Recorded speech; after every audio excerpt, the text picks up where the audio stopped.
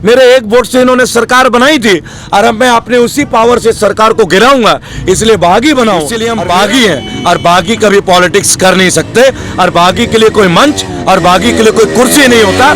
बागी का घर जेल होता है, इसलिए 27 बार की जेल की यात्रा कर रहा हूं। इस आंदोलन को अक्षय कुमार, अजय देवगन, सुनील शेट्टी और विशेष तौर पे कंगना रनौत की समर्थन का जरूरत नहीं है। ये जेल तो ठीक है भाई, बागी है, जेल तो हमारा ठिकाना है, सभी बागी जेल में ही होते हैं, हम भी जाएंगे, लेकिन अपना मुद्दा नहीं छोड़ेंगे, हक की लड़ाई नहीं छोड़ेंगे, हक के लिए पीछे नहीं हटेंगे, ना पीछे मुड़ेंगे। यूएपीए लगा दी आपने, जीएसटी लगा दी, ये तो धन्यवाद है आपका। आप किसान बिल ले आए, किसानों पे प्रचंड वार किए। आज कम से कम अखंड भारत आपका सपना था, आज गाजीपुर में आपको अखंड भारत दिखता है। नमस्कार, मैं दानिश संसार और आप देख रहे हैं पीआरवी। इस वक्त गाजीपुर बॉर्डर पे मौजूद हैं और इस वक्त नहीं 2 महीने से लगातार मौजूद हैं। और रेबल सदानंद पति, बड़ा नाम, बड़ा ओहदा इसलिए करें कि प्रधानमंत्री नरेंद्र मोदी ने आपको बड़ा ओहदा दे दिया, आंदोलन जीवी का ओहदा। क्या कहेंगे, नाम सुनकर थोड़ा गर्व हो रहा है एक प्रधानमंत्री। जय हिंद, जय भारत। मैं रेबल सदानंद पति, मैं पीआरबी के तमाम व्यूअर्स को और तमाम सोशल मीडिया के चैनल के लोगों का पहले मैं धन्यवाद दूंगा। आप लोग निष्पक्ष होकर निरंतर 24 घंटे सच्चाई को दिखा रहे अपने चैनलों में, आप लोगों का शुक्रगुजार हूं। और बताना चाहूंगा, जब मैंने सफर शुरू किया था तब से दानिश भाई हमारे साथ हैं। बहुत बड़ा मंच इन्होंने मुझे दिया था। हाँ, गर्व महसूस हो रहा है। देखिए, तारीफ करने से सवाल से बच नहीं सकते। नहीं, सवाल यही है कि आंदोलन जीवी आपका नाम दे दिया गया। सवाल का जवाब देंगे। गर्व महसूस हो रहा है कि देर आए दुरुस्त आए, हमें किसी नाम से नवाजे तो गए। आज आपने हमें आंदोलन जीवी माना है, कल आप हमें आंदोलनकारी भी मान लेंगे। आंदोलन में तो आप आई जी हैं, बस जीवी और कारी तक आप सीमित हैं। मैं एक बात बोलना चाहूंगा, आंदोलनकारी के लिए आंदोलन जीवी होना बहुत जरूरी है। हम कैसे जानेंगे आंदोलन कैसे होता है? आपकी सरकार ने तो हमें दमन करना सिखाया है, हमें उखाड़ना सिखाया है, बोलने की अभिव्यक्ति छीनने का प्रयास किया है। यूएपीए लगा दी आपने, जीएसटी लगा दी, ये तो धन्यवाद है आपका। आप किसान बिल ले आए, किसानों पे प्रचंड वार किए। आज कम से कम अखंड भारत आपका सपना था, आज गाजीपुर में आपको अखंड भारत दिखता है। मैं गर्वित हिंदू ब्राह्मण हूँ और आज पगड़ी मेरे सर पे, ये मुझे बांधा गया है, मेरे बड़े भाई ने मुझे बांधा है, सम्मानित है। तो आंदोलन जीवी होना कोई गुनाह का काम नहीं है। आपके लिए अगर यही सही तो यही सही, लेकिन इस आंदोलन को हम कामयाब बना के रहेंगे और किसान बिल वापस करा के रहेंगे। इस तरह से अडिग रहिएगा तो मामला गड़बड़ा जाएगा, फिर आंदोलन जारी रहेगा। देश का भी तो नुकसान हो रहा है आंदोलन में, आप बैठे हुए सड़क जाम है। देखिए, मैं एक बात आपको बोलूंगा, देश का नुकसान तो जब से ये लोग आए हैं मंगल ग्रह से तब से ही हो रहा है। कौन सा फायदा हुआ है भाई? क्या जीडीपी आज रुका है क्या इस 2 महीने के 2.5 महीने का आंदोलन से? क्या डॉलर का रेट 80 तक पहुंच गया 53 से? वो इस किसान आंदोलन की वजह से है।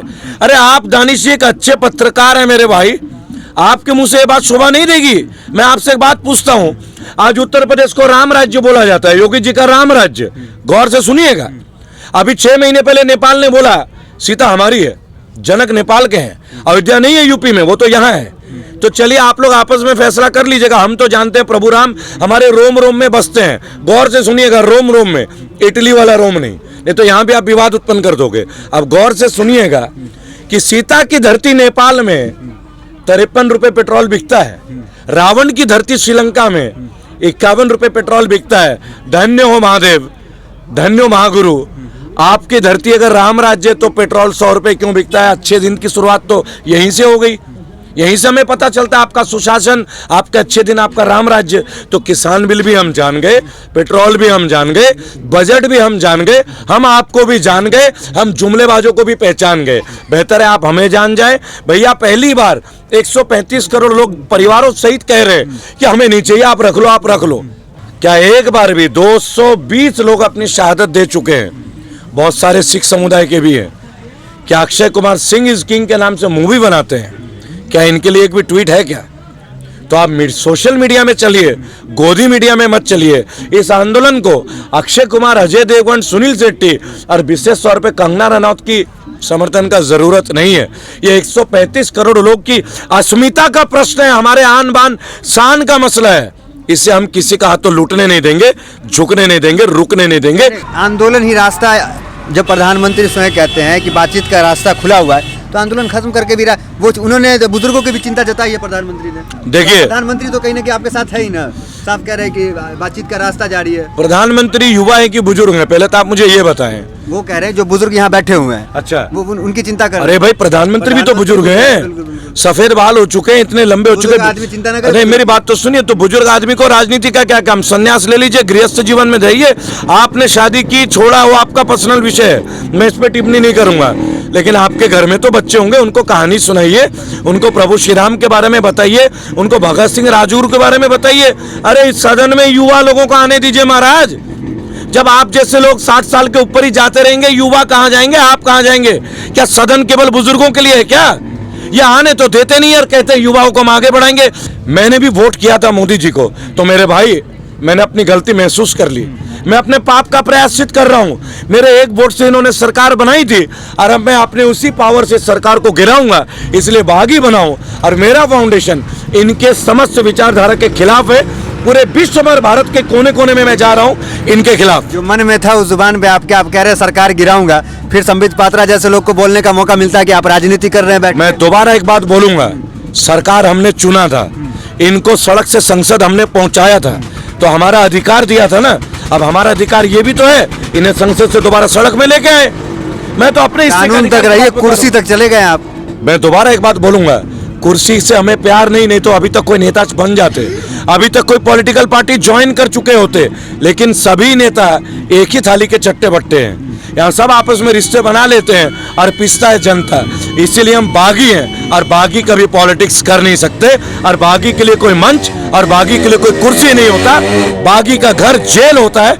इसलिए 27 बार की जेल की यात्रा कर रहा हूँ जी। योगी जी का तो फिर पुलिस जो है उनका नाम सुने ही होंगे, और कई किसान नेता भी जेल गए हैं और कई पत्रकार भी जेल गए, तैयार में है। आपने वीडियो लाइव देखा होगा, योगी जी की पुलिस मुझे भी लेने आई थी, लेकिन मैं योगी जी की पुलिस नहीं बोलूंगा क्योंकि प्राइवेट पुलिस नहीं है। उत्तर प्रदेश शासन के अंदर वो है, सरकार के लिए कर्मबद्ध है। उन्होंने जो किया वो उनका था, मुझे जो कहना था मैंने किया। जेल तो ठीक है भाई, बागी है, जेल तो हमारा ठिकाना है, सभी बागी जेल में ही होते हैं, हम भी जाएंगे, लेकिन अपना मुद्दा नहीं छोड़ेंगे, हक की लड़ाई नहीं छोड़ेंगे, हक के लिए पीछे नहीं हटेंगे, ना पीछे मुड़ेंगे। प्रधानमंत्री फूट फूट कर रोने लगे संसद में। अब एक रोने का नया एपिसोड चला है, हैशटैग प्रोग्राम चलता है। उन्होंने बोला प्रोपेगेंडा ट्वीट का चलता है। टिकैत जी के 2 बूंद आंसू ने घड़ियाली दिखे। माननीय मोदी जी, आपके मुख्यमंत्री उत्तर प्रदेश के माननीय योगीनाथ जी, आदित्यनाथ जी, ये सदन में फूट फूट के रोए थे। तब ये सांसद थे गोरखपुर से, क्यों रोए थे भाई? अगर ये घड़ियाली थे तो वो क्या थे, वेल मछली के आंसू थे क्या? देखिए, भारत एक भावनात्मक देश है, भावना में रहेंगे। आपके आंसू आंसू और दूसरे का आंसू छल, ये नहीं चलेगा। वो पुरानी कहावत है ना, उसका डॉगी डॉगी और हमारा डॉगी टॉमी, ये नहीं चलेगा। पैरामीटर्स बनेंगे तो सबके लिए बराबर बनेंगे। एक देश एक कानून, अभी तो हम और हक के साथ लड़ने वाले हैं। आपने बॉलीवुड की बात की, वो जो ट्वीट आया था, क्या लगता है वो किसी दबाव में ट्वीट किया गया था, क्या कहेंगे? क्योंकि आपने उनका विरोध जताया। उद्धव ठाकरे ने जी तो इनके लिए एक इंक्वायरी बैठा दी, अच्छा, आपने देखा होगा न्यूज़पेपर में। और hats off to Uddhav Thackeray ji, उन्होंने निकाय चुनाव के लिए बैलेट पेपर को मंजूरी दे दी है अपने पावर का इस्तेमाल करके। हमने एक बात कहा, 2014 मोदी जी जीते थे हमारी वोटों से, 2019 ये हमारी वोटों से नहीं जीते, इस बार ये जीते हैं ईवीएम से। अब लड़ाई ईवीएम के लिए भी लड़ाई। बिहार में टक्कर चल रहा था तो लग रहा था कि ईवीएम सही है, और अभी ईवीएम खराब हो गया। सर एक बात बोलूं, हमने कभी नहीं बोला कि ईवीएम सही है।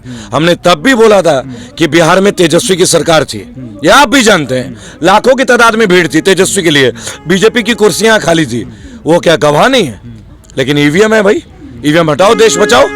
अगर है इनमें हिम्मत, कर लो बैलेट पेपर से, दूध का दूध पानी का पानी। ओपन चैलेंज है, बागी का ओपन चैलेंज है। आधार कार्ड लेके एक भारतीयों से आज फॉर्म साइन करा लो, आप 1 साल छोड़ो, आने वाले 100 सालों तक आप कभी नहीं आ सकेंगे। आप उनका इतिहास देख लीजिए, कोई भी लॉ बनाए हैं, गाड़ी के पीछे का गियर नहीं लिए। देखिए भाई साहब, जो आज नहीं हुआ कल होगा। कुदरत में जो अदल है वो आज नहीं हो तो कल होगा। Nothing is impossible in this world. वो देवता नहीं है, मनुष्य है। आज बीजेपी में मोदी का कद, मोदी जी का कद, मैं माफी चाहूंगा, मोदी जी का कद बीजेपी से भी ऊपर हो गया है। लेकिन हम एक बात बता दें, हमारे लिए प्रधानमंत्री बेशक हैं, लेकिन भारत से ऊपर कोई नहीं है। पहले भारत, फिर कोई और। हमारे आंतरिक मामले में अगर बाहर के लोग ट्वीट करते हैं तो बड़ी आपत्ति होती है, कुछ सेलिब्रिटी को आपत्ति होती है, यहाँ तक कि गृह मंत्रालय को भी आपत्ति होती है। कैसे देखते हैं आप एक अगर आंदोलनकारी? पुलिस जब मुझे उठा के ले गई थी और मुझे असुविधा हुई थी, और अगर विदेश में मेरे कोई फैन है, बहुत सारे हैं, उन्होंने ट्वीट कर दिया, तो क्या वो देशद्रोही हो जाएंगे, हमारे देश के खिलाफ हो जाएंगे? रिहाना जी ने केवल इतना ही तो बोला है कि पूरा विश्व देख रहा है। भाई देख रहा है, मोदी जी गए थे ना हाउडी मोदी ट्रम्प के लिए वोट मांगने, क्या वो क्या था, विदेशी प्रोपेगेंडा था क्या? वो तो विदेश नीति थी। वो विदेश नीति थी। तो विदेश के लोगों को भी अधिकार है कि वो हमें देखें, हमें ऑब्जर्व करें।